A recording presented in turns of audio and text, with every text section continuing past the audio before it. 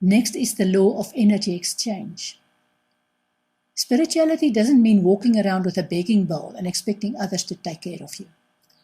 I know someone who refers to himself as a prophet and spiritual leader, and he expects his followers to donate money to him and his cause while he meditates on what is in the future. That's taking the law of attachment to the opposite extreme. While you are in this body, you need to take care of your body by feeding and clothing it. A spiritually minded person doesn't suck energy out of other people to keep themselves going and on their spiritual path. Some people are adamant about not receiving any compensation for doing psychic readings. They believe it's a God-given gift, which it is, just like the ability to style hair, or design and build beautiful buildings, or take care of a herd of cows, or anything else that you do to earn a living. And therefore it's a sin to charge money for using their psychic abilities. They forget that for every action, recovery is needed. In every relationship, there's mutual benefit, whether it's money, or kindness, or goods, or time, or anything else that is exchanged.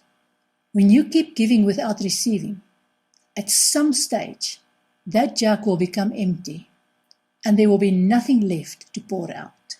You are the owner of the jug, and you need to ensure you keep it full. I've realized through my readings that women with a religious background tend more than others to believe that they are obliged to give without any thought of receiving. The result is exhausted and sometimes embittered women who are so empty that they have nothing left to give. In the same culture, men feel entitled to receive and have the blessing of their leaders to claim what they believe is their birthright.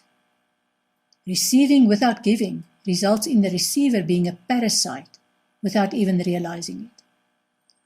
I'm not saying that you mustn't give unconditionally. I often see people in social media bragging about the help they gave to others, as if it's important for them to get a pat on the shoulder for their good deeds. My father taught me that if you want to do a good deed, go ahead, but stay under the radar. Don't ask for or expect recognition or acknowledgement. And there's no need to tell the entire world about your good deeds. Do your good deed and move on.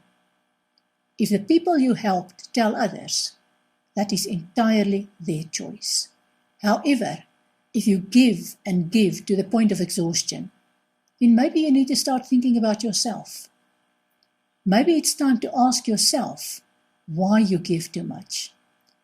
Is it because you want acknowledgement, which you are still not getting? Or because of a lack of self-love? Or because you were conditioned by selfish people to put yourself last at all costs? If you receive without giving, it's because you don't believe in abundance, and therefore you just gather all the time. Or because you feel you're entitled to what other people have. Or because you've never learned to use your own creativity rather than someone else's to make the world a better place. Have you noticed how you impoverish people around you with your attitude of receiving without giving? Here's a question for you. In what part of your life do you need to start exchanging energy? Do you give too much or do you receive too much?